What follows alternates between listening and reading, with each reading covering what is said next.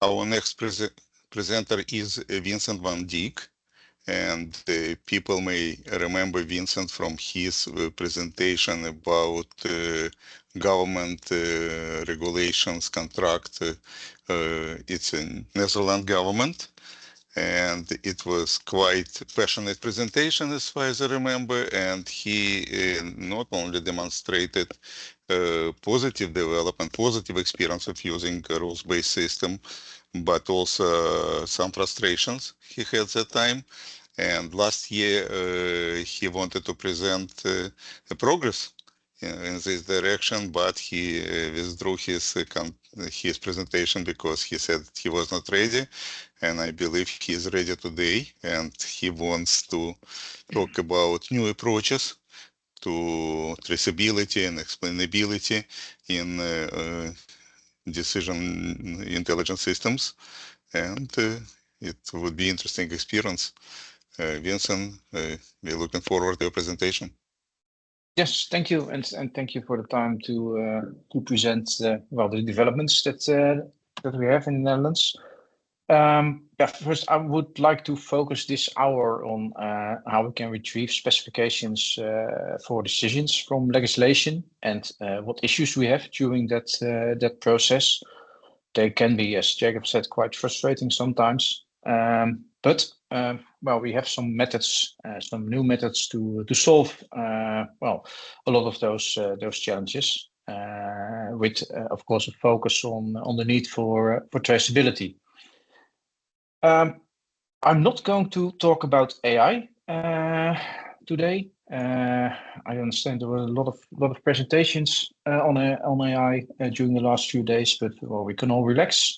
We will not go into that. Of course, it is a very interesting topic to see how we can use AI in legal analysis. But well, that's not for today. So today, well, we'll be discussing legal analysis, rule governance, and rule execution, all are part of how to come from regulations, from legal texts, one could say legal requirements to system implementations, to rule-driven, rule-based systems, for instance, like permitting systems, decisioning systems. All systems that use well are using legal requirements, legal rules. Well, then this process of analysis and rule governance and rule execution is well quite a common process, and a lot of Dutch governmental institutions use these steps and well use all kinds of tools and methods to help them. Well, from Ferocious, this is also our focus. We've been working for Dutch governments for more than 20 years now, and we've seen quite some changes in how to come from legal text to implementations of systems. Because yeah, we need to do an analysis of legal sources to retrieve the specifications from those legal requirements, to be able to set up real specifications for automated decisioning. That's something indeed I showed a few years ago during DecisionCAMP, and an example of the Dutch environmental law where we used DMN for rule specifications to be able to to have automated decisioning in the portal. In this presentation, I will focus on the first part, the legal analysis, and how we translate legal sources to specifications, and what are the challenges therein. Well, why is this important? Well, the focus is to retrieve specifications from legal sources and how to come to decision models, but we cannot disregard that there is quite a gap between the legal and the IT world. They simply do not understand each other, and we really need to bridge the gap. Also because of that, because there is quite a gap, and because there are quite some transformations and handovers and a lot of steps in the whole process. Well, the information can get lost in translation, and well, therefore concerns are growing about being able to explain the decision that the citizen gets in the end of the system. And well, also using AI solutions, the concerns grow even more. How do we keep the reasoning explainable, and how do we prevent that we have a black box reasoning where nobody understands why some decisions are taken, and more important, how they are taken. And yeah, there are all kinds of reasons for the gap, but the most important one is because legal people and IT people have a completely different way of thinking, where legal people think in circumstances and consider every aspect, and well, they depends on circumstances, and it's not that binary thinking. And in IT world, well, we think of zeros and ones, and yeah, we have to go left or right, and not sometimes left, sometimes right, and well, maybe to the middle. So that makes that we have quite a gap in the whole system, from coming from legislation to implementation.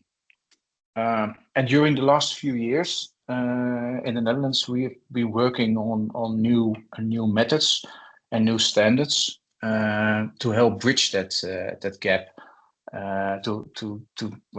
to make people learn and understand each other's worlds, to work together in the whole process, and of course supported by a structured method, and that is essential in bridging the gap between the legal world and the IT world. But first, what is interesting, is automating legislation, is it easy? Usually I look around in the audience and, well, let people raise hands. That's a little bit difficult now. But well, if you look at this simple example on well, a fictive rule on driving your car, a car driver must switch on headlights if it is dark. Well, you can say, well, that is quite easy, right? It's there, and that's often also what legal people tell me. Well, you can read the rule; it's there. It's easy. Car drivers must switch on their headlights if it's dark. But then, if you look at it from an IT perspective, and if you try to translate the rather vague legal wordings into the binary concepts of zeros and ones, then you can ask quite some questions about this text. Dark, for instance, if it's dark, yeah, when is it dark? What's the definition of dark? A car driver, yeah, when is someone driving a car? When the car is stopped, is he still driving? Is he then still a driver? And also headlights. Well, there are quite some lights in the car, and well, what's the definition of headlights? And also, you can ask, what if the headlights are already switched on? Does the rule then apply? And yeah, talking about the rule, what is the obligation here? Is it only if it is dark that the headlights must be switched on? Or does it also apply in other situations? Think, for instance, driving through a dark forest, or maybe on dangerous roads. So there are a lot of questions in this simple example, and in order to translate such a vague legal text into a specification that that systems and automated decision you can understand, then you need to fill in all the blanks and able to come to the ones and the zeros. So well, there are quite some challenges in the legal world, and of course the headlights is a simple example, but it's a very typical example in a challenge to translate legal texts. So yeah, we need to understand why the legal world is such a tough domain. Well, there are quite some aspects that explain it. First of all, legal people have their own language. The legal language is sometimes, or most of the time, quite difficult to read for non-legal people. And there are, well, you can interpret the text also in quite some different ways. So there are multiple meanings and multiple interpretations possible. As I said, it may depend on the circumstances. Yeah, that's difficult to have a good interpretation. A lot of it is there's a lot of implicit meaning in text. So what is really meant, and that is either because of the vague and difficult legal texts, but also lots of the time it is also explicit because you want to apply the rule for everybody. So that means that you need to have some space for interpretation, and also judges need to have some space for interpretation. So it is not only implicit vagueness, but it's also explicit vagueness. So you really need context for understanding. And next to that, it is also very it's a vast corpus that you're dealing with often. I recently did an analysis of an insolvency register, and well, I had to look into more than 30 regulations. So there's a lot of rules that may be relevant, and there is a network of references, and well, you can easily lose oversight of the legal domain. So that are quite some challenges that we need to tackle to come to explicit and understandable specifications and decisions. So as I said, there's because of the difficulties in legal text, a lot can go lost in translation. And in the Netherlands, well, we had several painful examples where errors were made, and well, results or decisions could not be explained, and that had big consequences for citizens. With a lot of personal and financial harm done, and people really losing trust in their government. So that is a big issue. Being able to execute legislation on an understandable way and be transparent in the process. So. And in preparing this presentation, I only recently, a few days ago, I found out that the judge ruled that the influence of an algorithm on the rejection of an alien was unclear, and therefore it did not meet the obligation to motivate decisions. So the organization, they have to explain how they deal with reasoning in their system. So that's a very it's a topic that is very relevant at the moment. So there is also a lot of pressure from institutions to be open on how logic is applied and how decisions can be explained, not only in the Netherlands but also in European context.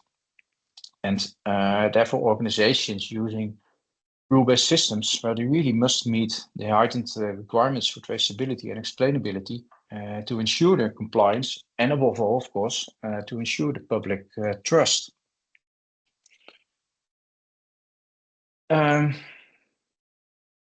So yeah, we have indicated we have a legality and a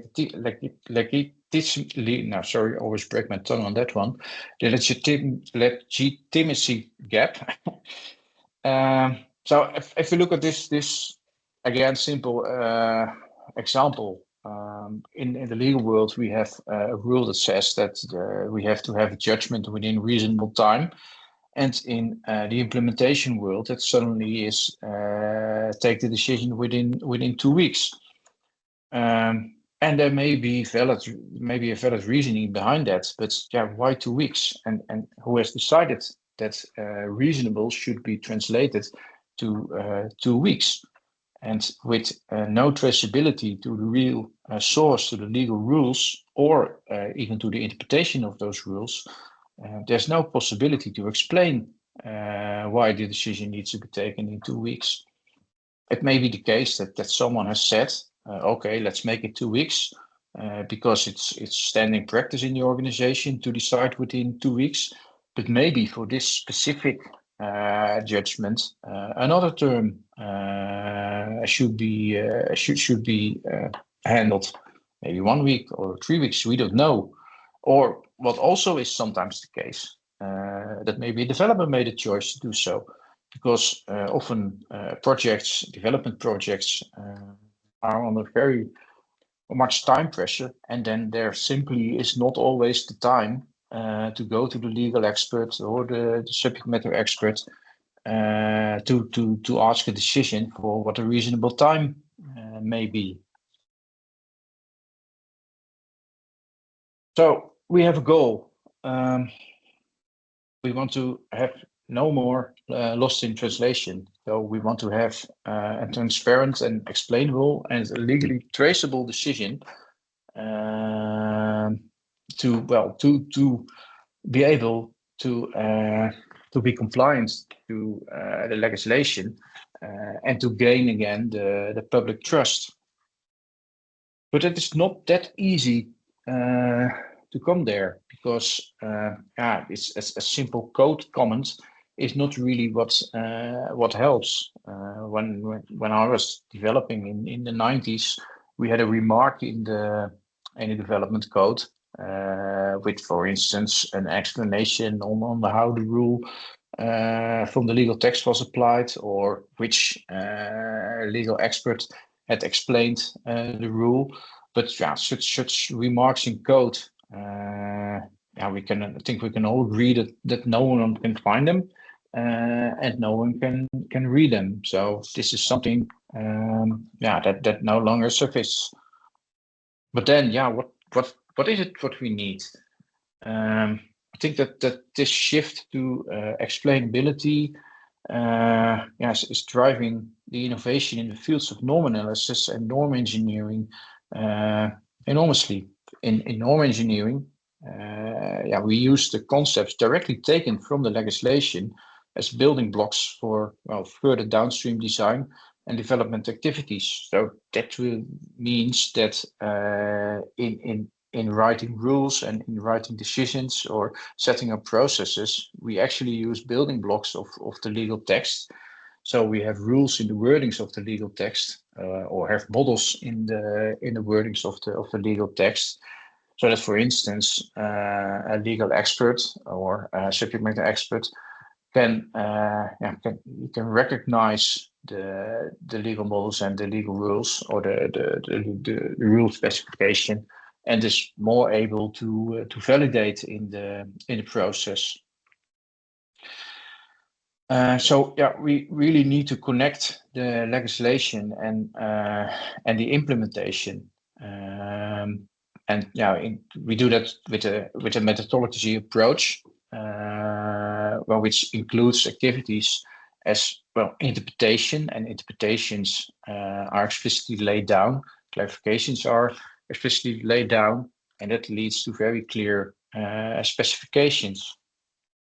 So this has the result that not only system behavior can be explained in the terms of the legislation, but it also makes implementing organizations much more agile in the implementations and the governance of the rule-based systems. Because, for instance, if you know that if the law change, and that is kind of a characteristic of laws that they do change, with the structured and methodology approach, you immediately will know where a change has an impact on the system. What I always say, for instance, that I want to pull at a legal article, just take the article and see where it is implemented. So I know directly which parts of the implementation are based on that rule. But on the other hand, on the other side, I also want to pull at parts of the system and see where the relevant legal sources light up. And that really helps to the agility in implementation.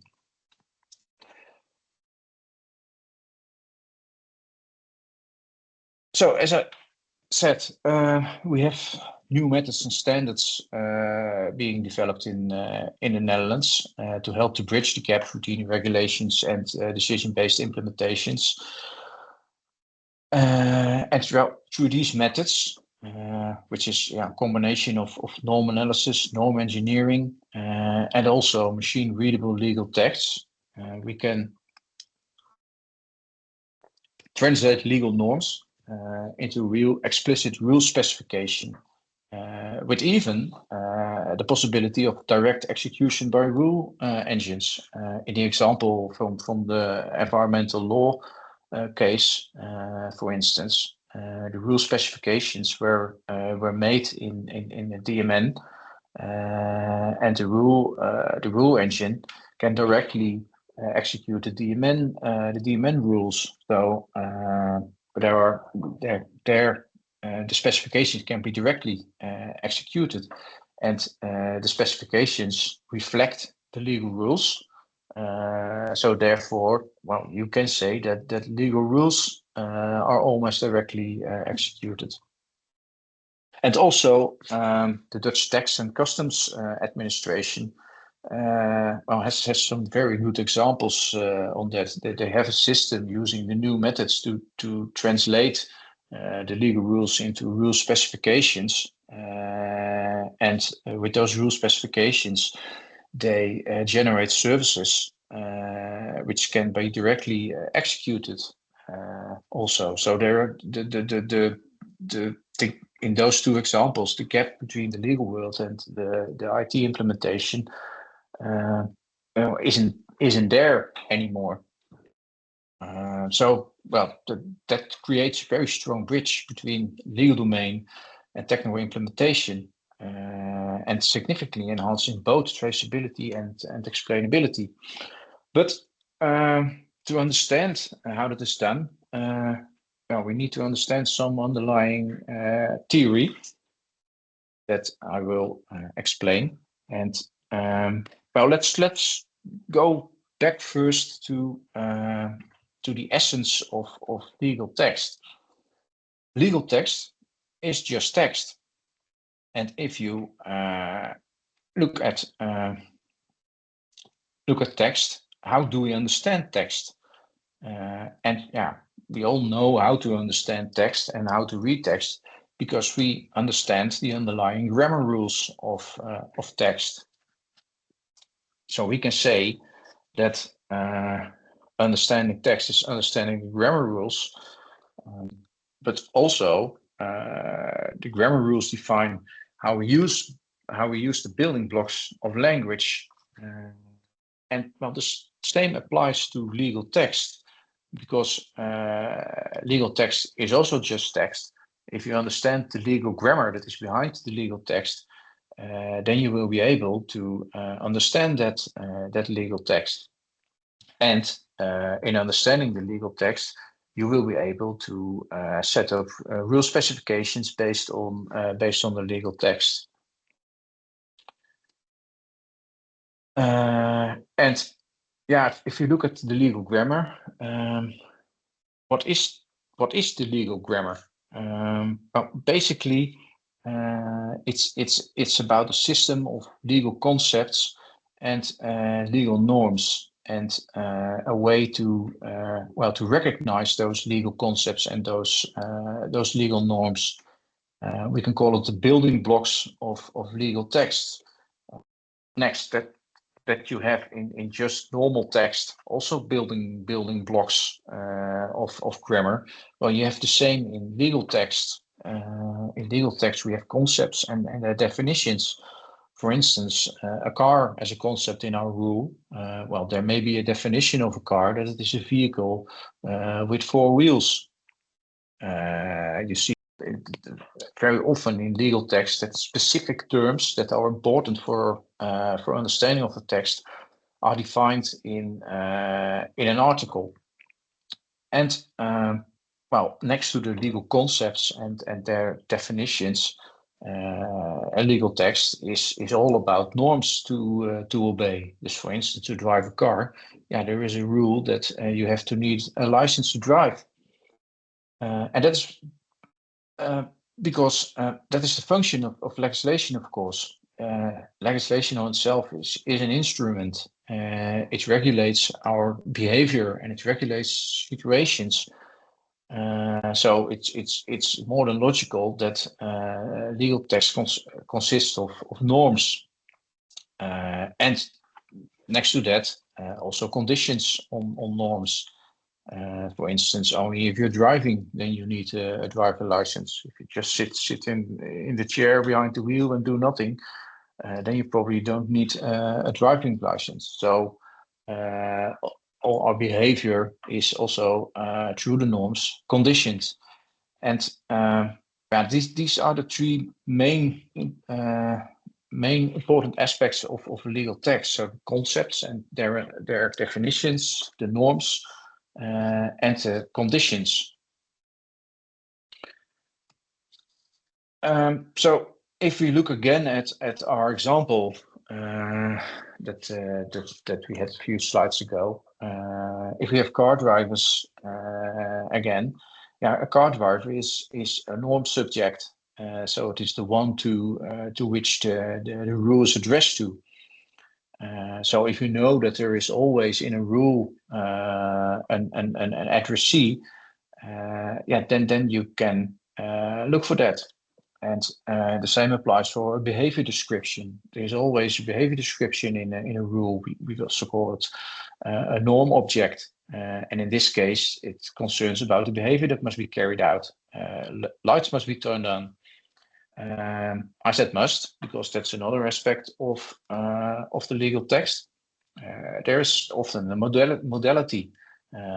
Something that you must do is stronger than something that you may do or something that you can do. So a modality also tells us more about how you can look at the rule. And as I said, conditions are an important aspect. They define the circumstances under which a norm applies. So in our case, when it is dark, that is the condition. So if you understand these building blocks of legal text, well, then you can use that to do an analysis of the rule. So you look at the actors or the addressees that are important. For who is the rule applicable? You look at the description. What is it that the rule wants to express? You look at how it is expressed. As I said, the may, must, can. Well, there are a lot of words that can indicate what the modality is, and the conditions are of importance. But if we look at the modality, as I said, legal texts have the purpose of expressing the modality of behavior. It is one of the key aspects of legislations.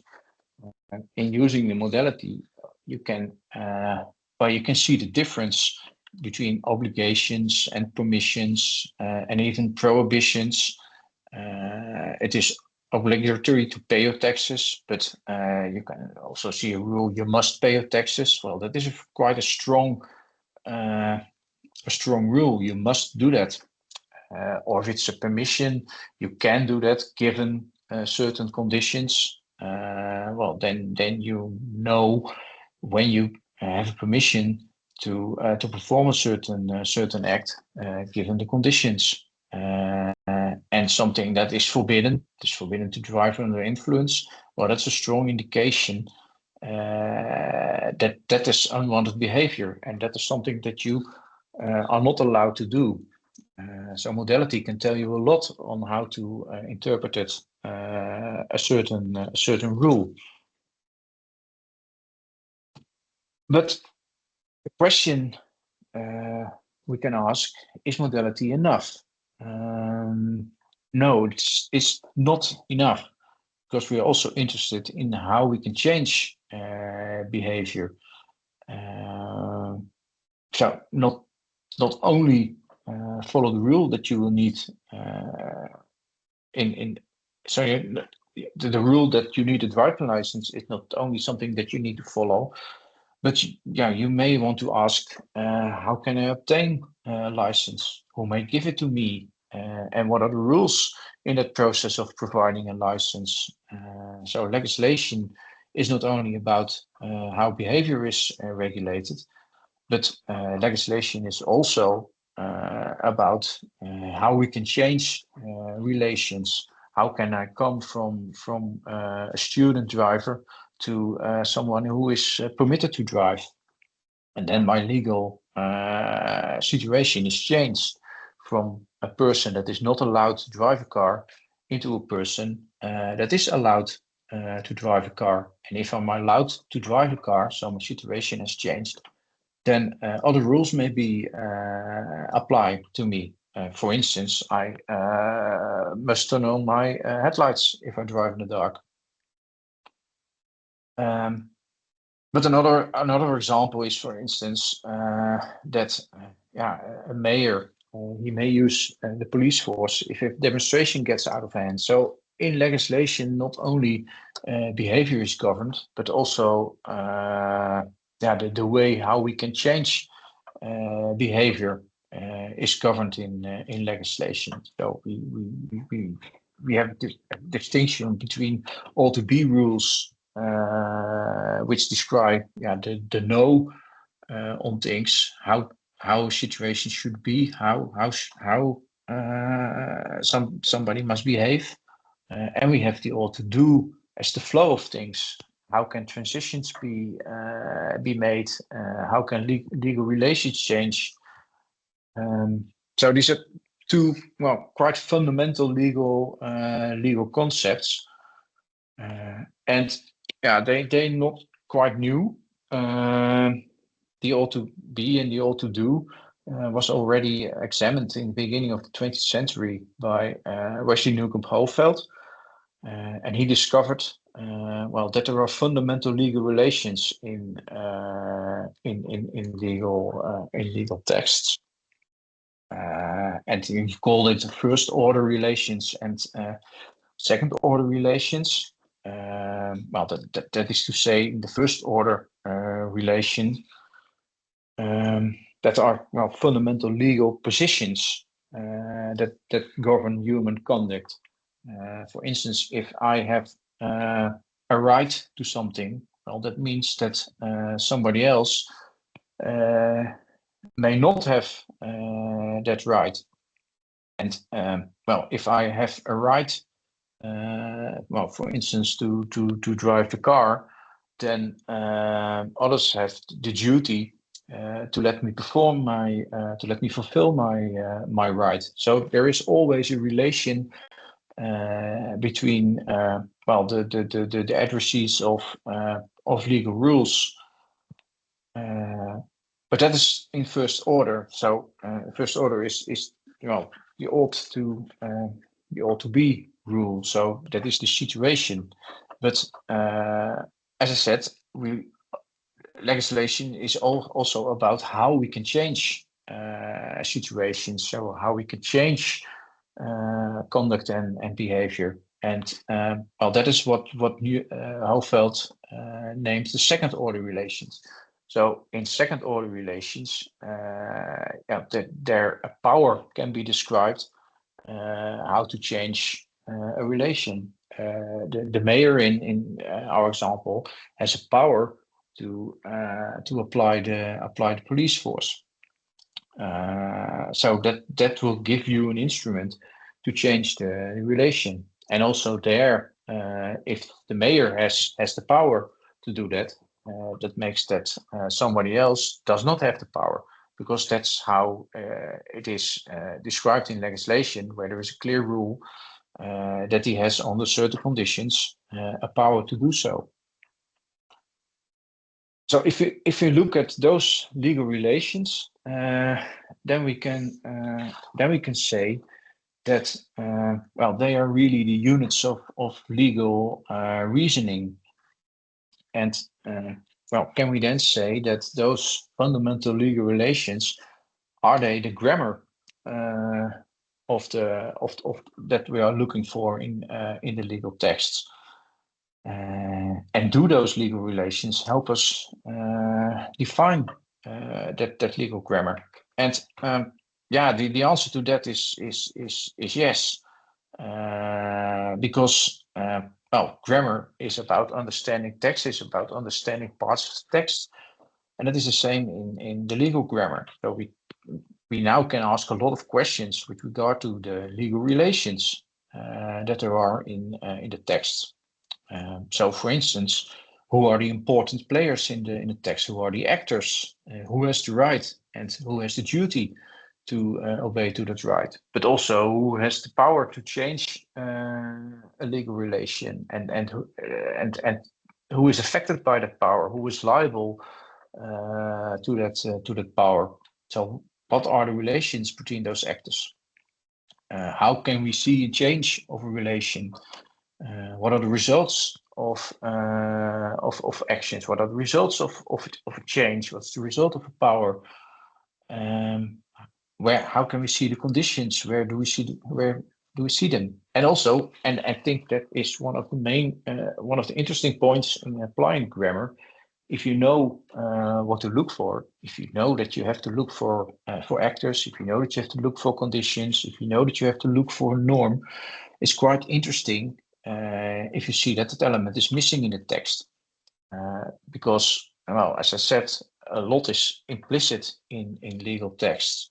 So you have to do an interpretation of what is meant in such an implicit wording. And well, in applying the grammar, you know which element is missing. For instance, in a rule like the speed limit is 80 miles per hour, there is no actor in that, but we know that the actor here is maybe the driver, or is the one who is participating in traffic.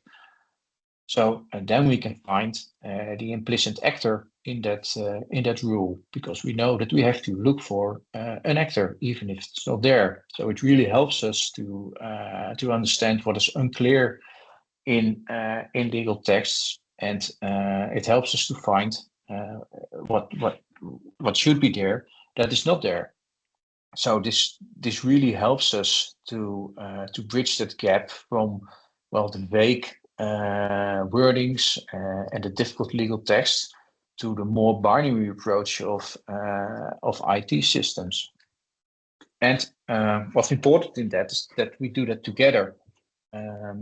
So there is a discussion between, well, the legal expert, the legal analyst, and the IT people in bridging this gap. So in that discussion, with the help of legal grammar, they get to know each other's worlds, and by using those elements, they have a shared understanding also of the legal text. So this brings us to one of the implementations of the theory. What we see here in this slide is the method of legal analysis. We call it wetsanalyse in Dutch. And well, this traces back also to the theory of Hofeld and others in this method and in this standard. Well, relations are the key of the analysis. So we start to find a legal relation in a legal text, which contains, of which is about a legal object. If it is a rule about selling a house, then there is a seller and someone who wants to buy the house. The house here is then an object, and the seller and the house, or the seller and the buyer, they are legal subjects, and they have a relation with each other.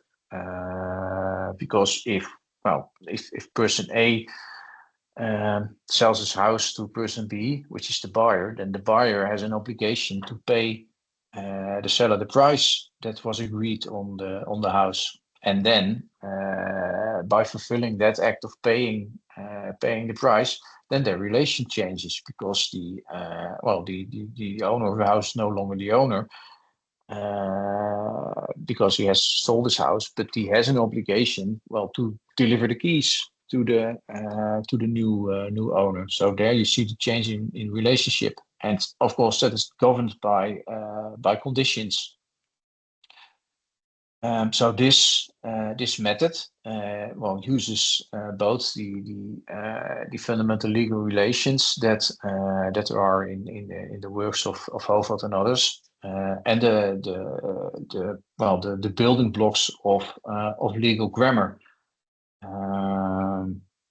That's especially on the left side, and on the right side you see more the implementation part, where the conditions, the norms, can be written out in derivation rules, with variables or parameters, and even more specific as time or place indication.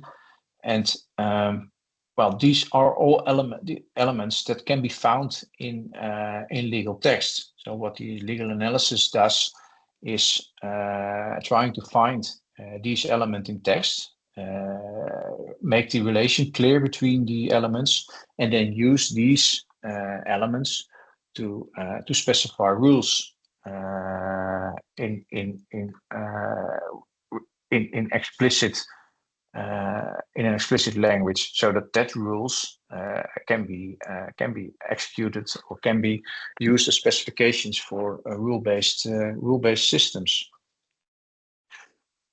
I have a little example of that because next to the method, there's also a process behind it.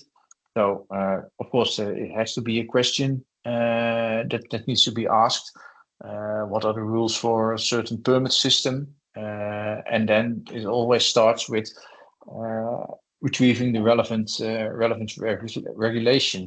regulations, which is can be quite difficult because the amount is quite vast, and because there are a lot of references between regulations. It can be a hard job to find what is relevant, but then it's very important to know which question that you need to answer, because then you only focus on the relevant regulation, and we map that, and so we know for which question which regulation we need. And what then happens is interesting. But here you see some colors in the text, and in this step, we apply the analysis scheme that you saw in the previous slide. So we indicate what are the elements in the legal text that are important building blocks to make the rules. So what are the actors in the text? What are the norms in the text? What are the conditions in the text? So this is indicated by annotating legal text in the wordings of the scheme. And in that process, things are found that are vague, or things are found that are missing, and that is also registered, and it is also there are definitions added and interpretation is added to that elements, so that something in the example that the speed limit is 80 miles an hour, then an actor, the one to who the rule is addressed, is added in such a rule, and that is also registered. So we have that explicitly available. Of course, that interpretation is also validated using scenarios to find out if anything misses, or if maybe an interpretation is wrong and should be changed. And during the process, a lot of comments can be made, because the legal texts are not that straightforward as you would expect. So all the questions, all the interpretation questions are laid down and are explained, so that in further processes that interpretation can be retrieved. Those comments can be retrieved, and that, for instance, that we know who has decided that a reasonable time should be 2 weeks. And then, with the help of the building blocks that we did in the annotation, in the legal analysis, concept models are set up because we know how everything relates. We know that there is a relation between a car and a driver and a license. So with the help of that, the concept model can be set up, and with that concept model, the rules can be written so that well, when it's dark, the motorists have to put on their lights, which is then fully traceable to the legal text, because again the rules uses the concepts of the concept model, which are based on the legal classifications, which are based on the legal text. So here we have a full traceable system from the regulation to the implementation, to the specification, and that of course helps us enormously. I also, there is another method to do this, but given the time, I will not dive too deep into that. We also have a formal interpretation of legal norms, and well, the legal analysis is more focused on legal texts, and this really fits the analysis of public law in the Netherlands. And public law is basically the most important type of law to specify law handling for governmental institutions. But of course, we have more rules than just legal rules, and that is why also Flint came into existence, because Flint has a broader application domain than just legal analysis. Everything that is a normative system, then Flint can be used, because the grammar in Flint is less legal. It uses the same underlying concepts as the legal analysis, but there's more focus on the relation and everything that is important in that perspective. So it's less about real legal rules, but it's more about a normative system. For instance, the rules on a library can be written out. If the library lends a book to a member, then a duty will come into existence that the book must be returned. This is a different way of looking at a normative system, and well, they can be used both in analysis of legal documents, and we are currently in the Netherlands trying to find or trying to make a standard that is underlying of both approaches to have also more operability between the different methods, and that underlying standard is of course quite easy to understand. That is basically the fundamental legal relation that is behind both methods. So what brings us this? Of course, I said it already a few times. This brings a good bridge between the legal domain and the implementation.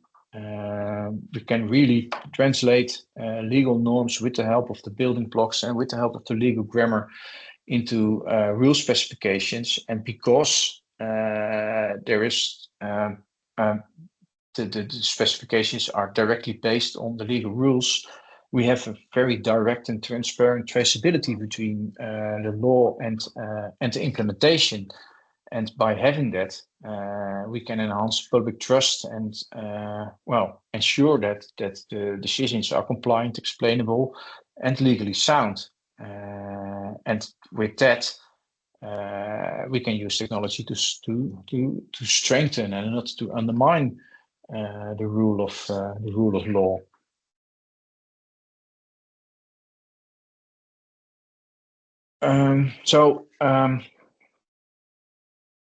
With that, we have solved the gap between the law and implementation, because by working together, we learn to understand each other.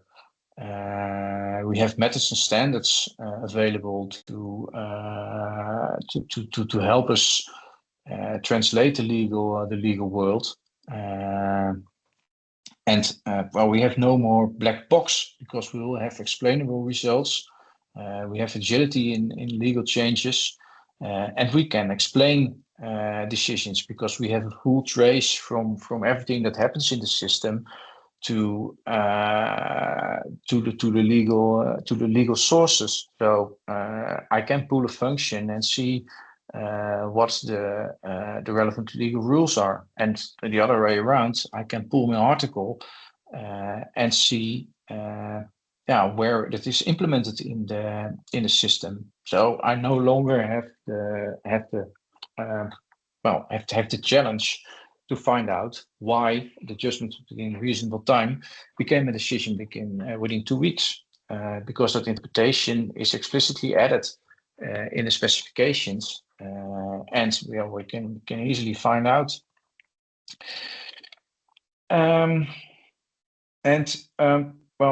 Given the time, that brings me to the end of this presentation. I was planning to also add the concept of machine readable legislation here, but I think we are out of time, so I'll skip that because I think we also want to have some time for questions. Okay, Vincent, thank you very much. Very interesting. And do we have questions? Yeah, I have a question for Vincent. Thank you, Vincent. Very interesting presentation. That's a subject that's near and dear to me too. The direct relation between regulation and laws and the actual automation or interpretation of these rules. Now, in your approach that you present for the legal analysis, you presented us the flow of different steps that need to take place. Can you clarify to me if these steps are automated or manual? It seems like they would be all manual, that each step is done and then we can move to the next step and manually do these things, or am I missing something? First of all, it's not a sequential process, so it's more iterative. So you start with one question and try to answer that, and also you start maybe on a high level and then add more detail. So steps are not there is an iteration in the process. So from general to more specific and on topic. So that's the first part. And automating, that is a very interesting one, because a lot of it is, especially the classification step. It is work by analysts. So it's not really yet possible to automate that. We can, of course, retrieve the relevant legislation by using the metadata if it's available on legislation. If we know that a regulation is applicable on permitting, and if we are dealing with permitting, then we know that we can that regulation is relevant. But we're on the first steps of that. Because and that was the last part of the presentation that we didn't have time for. By using concepts of machine readable legislation, we can further automate that, because then we can use that information on the text to know which regulations are relevant. And in the classifying process, if we already have the intent of the legislator into the text, if we already have the interpretation available in the text, then well, we can shorten the job of the classification because the information is already there. But yeah, that's we are on the first steps with that in the Netherlands. So we are more and more defining, for instance, concepts and definitions, but not all the parts of the legal grammar. And I think that would be very interesting if we can do that, because it really would help the analysis. And next to that, of course, we have the possibilities that AI will give us, but also on that the way legal texts are written at the moment, with all the legal wordings and the vagueness. It is a very hard job using AI to do the classification. So I'm afraid that will remain a manual job for quite some time. And is there an intention to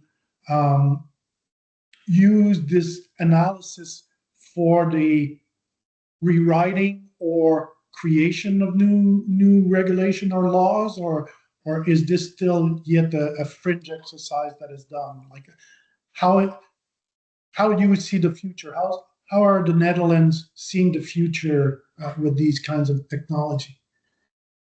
Yeah, we are more and more trying to get these concepts on the table of the writers of legislation, because if they stick more to the legal grammar, and if they make the legal grammar also available as a machine readable legislation. Then we make really big steps, because then we do not need the analysis anymore. But there we still have quite a waterfall process in place, because regulations are written at a certain time, and the implementation of the regulation that comes after that, and sometimes the people involved on writing the regulation, they are already involved on other projects and they are no longer available.